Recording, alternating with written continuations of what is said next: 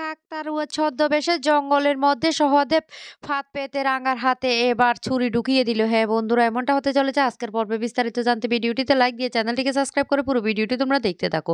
গল্পের শুরুতে আমরা দেখতে পারবো রাঙ্গামতিরা যখন রাতের বেলা ঘুমোতে যাবে তখন অনেক হাতির আওয়াজ শুনতে পায়। তখনই সেখানে লিডার কবিতা বলতে লাগলো, এতগুলো হাতি জঙ্গল ওলে কি করছে? আমার মনে হচ্ছে হাতিগুলি মানুষের বাড়িঘরের দিকে হানা দেবে। আমাদেরকে এক্ষুনি যেতে হবে। এই তোরা তাড়াতাড়ি রেডি হ।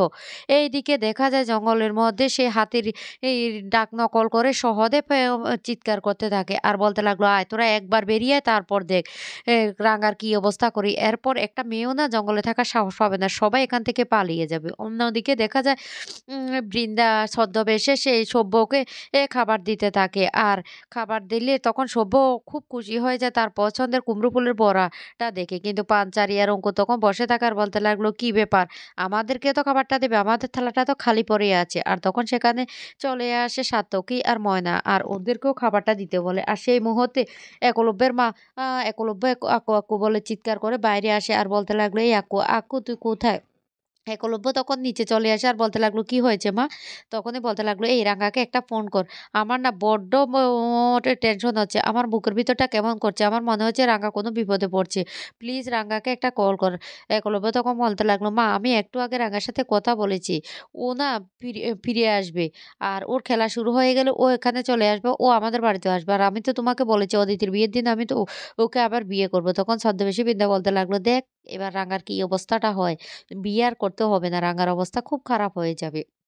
একলব্যের মা তখন বলতে লাগলো, না না অন্ততপক্ষে একটা ফোন কর। একলব্য তখন বলতে লাগলো, এই দিদিভাই একটা কল করতো। পাঞ্চারি তখন কল করলে কলটা রিসিভ করে না। তখন পাঞ্চারি বলতে লাগলো, মা রাত হয়ে গেছে তো, নিশ্চয়ই রাঙা ঘুমিয়ে গেছে, এ, সেই জন্য ফোনটা রিসিভ করছে না। কিন্তু একলব্যের মার মন কিছুতেই বুঝে না। একলব্যের মা তখন বলতে লাগলো, আমার কেমন মনে হচ্ছে, আমার মনে হচ্ছে মেয়েটা অনেক বড় বিপদে পড়ছে, আমি আজকে ঘুমোতে পারবো না, আমার কেমন জানি লাগছে। এইদিকে সাত্তকীদের খাবার না দিলে তখনই সাত্তকী রেগে যায়। সভ্য তখন বলতে লাগলো, এই মানুষটার হাত দুটো তো, আস্তে আস্তে খাবারটা দিবে, তোরা এমন ব্যবহার করছিস কেন ওর সাথে? পাঞ্চারি তখন রেগে যায় আর বলতে লাগলো, দাদা ভাই তুই এখন একটু বেশি কথা বলছিস, এসব বিষয়ে না তুই একটু কম কথা বললেই ভালো হয়। সাত্যকী তখন বলতে লাগলো, "হ্যাঁ, ওর থালাটা তো সাজিয়ে দিয়েছে সেই জন্য ও এভাবে কথা বলছে।" এদিকে বৃন্দা বলতে লাগলো, দাঁড়াও তোমাদের সবার অবস্থা আমি কি করে দেখো। অন্যদিকে দেখা যায় শ্যামের ছেলে শ্যামের কাছে টাকা চাইতে আসার বলতে লাগলো, বাবা আমাকে কিছু ক্যাশ টাকা দিতে হবে, আমি বন্ধু বান্ধবদের নিয়ে পার্টি দিব। শ্যাম তখন বলতে লাগলো, ঠিক আছে তোমার টাকা লাগবে তো, তোমার তো কার্ড আছে, তাহলে তুমি ক্যাশ টাকা কেন নিচ্ছ? ও তখন বলতে লাগলো, বাবা কার্ডে যদি কাজ না হয় তাহলে তো ক্যাশ টাকা লাগবে সেই জন্য। এই বলে বাপ বেটা খুব আনন্দ করতে থাকে। এরপরে বৃন্দা লুকিয়ে ফোন করে শ্যামের কাছে আর বলতে লাগলো, শ্যাম কনগ্রেচুলেশন, তুমি যে কাজটা করতে পেরেছো আমি না খুব খুশি হয়েছি। তখনই শ্যাম বলতে লাগলো, রাঙাকে তো আমরা অনেক টাকার বিনিময়ে কিনে নিয়েছি, রাঙার অ্যাকাউন্টে জাস্ট টাকাটা ঢোকার অপেক্ষা। তবে পুরো টাকাটা দেবো না, কিছু টাকা ঢুকিয়ে দেবো তারপর। আর এদিকে সহদেব খবর দিয়েছে আজকে রাতে নাকি ও রাঙার এমন অবস্থা করবে ও আর খেলতে পারবে না। তার দেখো রাঙার অবস্থাটা কি হয়। তখন বৃন্দা খুশি হতে থাকে আর বলতে লাগলো, ঠিক আছে ঠিক আছে, তুমি কিন্তু কেউ জিজ্ঞাসা করলে আমার কথাটা একদম বলবে না, তুমি বলবে আমাকে তুমি দিল্লি পাঠিয়ে দিয়েছো, বুঝতে পেরেছো? শ্যাম তখন বলতে লাগলো, ঠিক আছে তুমি ওই দিকের কাজটা ভালোভাবে সামলাও, আমি ওই দিকটা সামলাচ্ছি। অন্যদিকে দেখা যায় রাঙারা জঙ্গলের মধ্যে চলে আসে আর এদিকে গ্রামবাসীরাও তাদের সমস্ত ঢোক ঢাকঢোল নিয়ে চলে আসে। আর তখনই মেন টিমের লিডার যে মেয়েটা কবিতা সে বলতে লাগলো, এই আমি বলছি তোরা এদিকে যা আর ওই নদীর পাড়ের দিকে যাবি, আর গ্রামের মানুষদের বলতে লাগলো তোমরা ওইদিকে যাও, কিছুতে হাতিগুলিকে গ্রামে ঢুকতে দেওয়া যাবে না, না হলে সব শেষ হয়ে যাবে। এদিকে সবটা আড়াল থেকে শুনতে থাকে সহদেব। সহদেব তখন বলতে লাগলো, ঠিক আছে আমরা রাঙাকে পেয়েছি গেছি, আমাদের কাজটা হয়ে যাবে, চল চল চল আমাদেরকে নদীর পাড়ের দিকে যেতে হবে। রাঙা তখন নদীর পাড়ের দিকে যেতে থাকে আর কেমন জানি পায়ের আওয়াজ শুনতে থাকে। রাঙা এদিক ওদিক করে চারিদিকে তাকাতে থাকে কিন্তু কাউকে সে জঙ্গলের মধ্যে দেখতে পায় না। অন্যদিকে দেখা যায় খাবার টেবিলে ঝামেলা করতে থাকে সাত্তকী। আর তখন একলব্য বলতে লাগলো, এই দাঁড়া না তোরা এমনটা করছিস কেন? পাঞ্জারি তখন বলতে লাগলো, রাঙা কেন যে ফোনটা রিসিভ করলো না, নিশ্চয় মেয়েটা মনে হয় এত রাত হয়ে গেছে ঘুমিয়ে গেছে। একলব্য তখন বলতে লাগলো, একদম চিন্তা করবি না, একটু আগে তো আমি ওর সাথে কথাই বলেছি। এদিকে রাঙা পায়ের আওয়াজ শুনে এদিক ওদিক করে ভালোভাবে চারিদিকে খোঁজাখুঁজি করতে থাকে কিন্তু সে কাউকে দেখতে পায় না। তখন হঠাৎ করে জঙ্গলের মাঝে রাঙা একটা কাকতাড়ুয়াকে দেখতে পায় আর বলতে লাগলো, এত রাতে জঙ্গলের মধ্যে এই কাকতাড়ুয়াটা কে পুঁতে রেখে গেছে, কার কাজ হতে পারে? এই বলে রাঙা যখন কাকতাড়ুয়াটার দিকে তাকাতে থাকে তখন হঠাৎ করে ৪-৫ জন গুন্ডা এসে তাকে চারিদিক থেকে ঘিরে ফেলে আর সবার হাতে ছুরি। আর রাঙ্গা তখন ভয় পেয়ে যায়। রাঙ্গা তখন চিৎকার করতে থাকে সে তার টিমের সমস্ত মেয়েদের।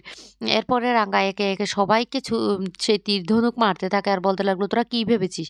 কি ভেবেছিস রাঙ্গাকে শেষ করে দিবি?" এদিকে রাঙ্গার আওয়াজ শুনতে পেয়ে মেয়েগুলো বলতে লাগলো, "রাঙ্গার আওয়াজ শুনতে পেলাম মনে হয়। চল, চল নদীর পাড়ের দিকে দেখি রাঙ্গা নিশ্চয় কোনো বড় বিপদে পড়েছে। নাহলে রাঙ্গার আওয়াজ আমরা কেন শুনতে পাবো?" মেয়েগুলো তখন ছুটে আসতে থাকে রাঙ্গার দিকে। এদিকে রাঙ্গা সবাইকে তীর মেরে মাটিতে শুইয়ে দেয় আর বলতে লাগলো, "তোদের এত বড় সাহস! তোরা রাঙামতিকে শেষ করতে এসেছিস? দেখ তোদের অবস্থা কি করেছি, এবার বুঝবি। তোরাই নিশ্চয়ই এই কাজটা করেছিস। হাতির কণ্ঠ নকল করে তোরাই চিৎকার করেছিস।" সহদেব তখন কাকতাড়ুয়া ছদ্মবেশে এসে সবটা দেখতে থাকে। আর রাঙ্গা আস্তে, আস্তে করে পিছন দিকে নামতে থাকে আর কাকতাড়ুয়াটার প্রায় কাছাকাছি চলে যায়। এইদিকে দেখা যায় গ্রামের মানুষরা তখন বলতে লাগলো, "চলো, চলো মেয়েটা নিশ্চয় কোনো বিপদে পড়েছে। না হলে এইভাবে আমরা কেন ওর আওয়াজ শুনতে পাবো?" এ বলে ওরা সবাই ছুটে আসতে থাকে। অন্যদিকে কাকতাড়ুয়াটার কাছাকাছি যেতে মাথার সেই হাঁড়িটা ফেলে দিয়ে সহদেব ধরে ফেলে আর বলতে লাগলো, "এই রাঙামতি কি ভেবেছিস? কি ভেবেছিস? তোর অনেক দিনের স্বপ্ন তুই তীরন্দাজি হবি। তোর তীরন্দাজি এবার আমি বের করছি। তুই আমার অনেক ক্ষতি করেছিস। তোকে তো আজকে আমি ছাড়বো না। তোর আজকে আমি শেষ করেই দেব।" রাঙা তখন ভয় পেয়ে যায়। রাঙা তখন বলতে লাগলো, "এই, এই আমাকে ছেড়ে দে, ছেড়ে দে।" কিন্তু সহদেব হঠাৎ করে একটা ছুরি বের করে রাঙার হাতে ঢুকিয়ে দেয় আর বলতে লাগলো, "তোর জীবনটা আমি শেষ করে দিলাম।" এই বলে রাঙাকে ধাক্কা দিয়ে ফেলে সহদেব সেখান থেকে পালিয়ে যায়। এদিকে রাঙা খুব চিৎকার করে কান্না করতে থাকে। আর তখনই মেয়েরা সবাই ছুটে আসে রাঙার কাছে আর এসে বলতে লাগলো, "এই রাঙা, রাঙা তোর কি হয়েছে? তুই এমন করছিস কেন?" তখন তার হাতে সেই ছুরিটা দেখে সবাই ভয় পেয়ে যায় আর বলতে লাগলো, "রাঙা এটা কি করে হলো? কি করে হলো?" রাঙা তখন বলতে লাগলো, সহদেব আমার হাতে ছুরিটা ঢুকিয়ে দিয়েছে। দেখ, দেখ আমার হাতটা শেষ হয়ে গেল।" এই বলে রাঙ্গা খুব কান্নাকাটি করতে থাকে। তখন মেয়েগুলো বলতে লাগলো, "এক্ষুনি রাঙ্গাকে হাসপাতালে নিয়ে যেতে হবে। রাঙ্গাকে আগে হাসপাতালে নিয়ে যেতে হবে, তারপর ছুরিটা বের করতে হবে। রাঙ্গার হাতের অবস্থাটা দেখ।" মেয়েগুলো তখন প্রচন্ড ভয় পেয়ে যায়। এদিকে গ্রামবাসীরা তখন বলতে লাগলো, "দেখ, দেখ ও ওই লোকগুলো মানে রাঙ্গাকে মারতে এসেছে। আর সবাইকে রাঙ্গাতে কিভাবে মাটিতে শুইয়ে দিয়েছে। কিন্তু শেষ পর্যন্ত মেয়েটাকে তো রক্ষা করলো না।" অন্যদিকে একলব্যেরও বারবার রাঙার জন্য টেনশন হতে থাকে আর বলতে লাগলো, "একটু আগেই তো আমার সাথে কথা বলেছে। সত্যি, সত্যি মায়ের কথাটা ঠিক নয় তো মা যে কথাটা বলছে রাঙা কোনো বিপদে পড়ে যায়নি তো?" এইদিকে একলব্যের বাবা বলতে লাগলো, "এ আকু, আকু আমি একটা কথা বলি তোর মায়ের না কেমন একটা হয়ে গেছে। একটা সাইকিয়াট্রিস্টকে দেখালে কেমন হয়?" তখন একলব্য বলতে লাগলো, "ঠিক আছে বাবা, না হয় কালকে আমার মাকে নিয়ে যাবো সাইকিয়াট্রিস্টের কাছে।" তখন বলতে লাগলো, "আমারও মনে হচ্ছে রাঙা, রাঙা করতে, করতে না তোর মাটা কেমন জানি হয়ে গেছে। আমার মনে হচ্ছে তোর মায়ের মাথার অবস্থা ঠিক নেই।" এদিকে বৃন্দা বলতে লাগলো, "খবরটা এখনো আসছে না কেন? সহদেব কি এখনো রাঙাকে কিছু করতে পারেনি? ফোনটা করছে না কেন সে? আমাকে লুকিয়ে একবার ফোনটা করতে হবে।"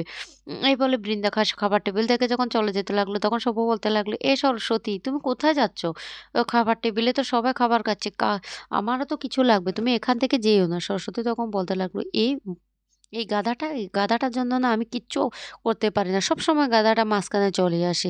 ওকে না শায়েস্তা করতেই হবে। এইদিকে রাঙাকে নিয়ে ওই মেয়েগুলো হাসপাতালে ছুটতে থাকে আর বলতে লাগলো, "রাঙা, রাঙা তুই একদম ভয় পাস না। তোর কিচ্ছু হবে না। তোর সবকিছু ঠিক হয়ে যাবে।" রাঙা তখন বলতে লাগলো, "আমার হাতটা নষ্ট হয়ে যাবে না তো? আমি আর তীর মারতে পারবো না তো?" এভাবে রাঙা খুব কান্নাকাটি করতে থাকে আর বলতে লাগলো, "আমি শেষ। আমাকে শেষ করে দিল।" তো বন্ধুরা কেমন লাগলো আজকের পর্বটি অবশ্যই কমেন্ট করে জানাবে।